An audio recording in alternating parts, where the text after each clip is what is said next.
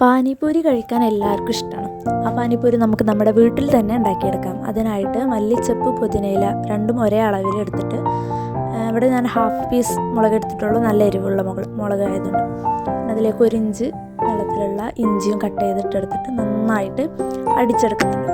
അടിച്ചെടുത്തതിന് ശേഷം അതിലേക്ക് ഒരു ടീസ്പൂൺ അല്ലെങ്കിൽ 1 ടേബിൾ സ്പൂൺ നാരങ്ങ നീര് ഒഴിച്ച് കൊടുക്കുക.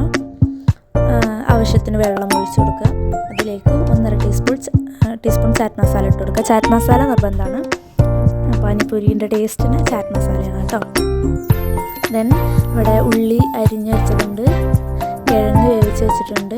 കിഴങ്ങ് നന്നായിട്ട് ഉടച്ചിട്ടെടുക്കാം. ഉടച്ച് എടുത്ത കിഴങ്ങിലേക്ക് മല്ലിയിലയും ചാറ്റ് മസാലയും ഇട്ട് കൊടുത്തിട്ട് അരിഞ്ഞ ഉള്ളിയും കൂടിയിട്ട് മിക്സ് ചെയ്ത് വെക്കാം.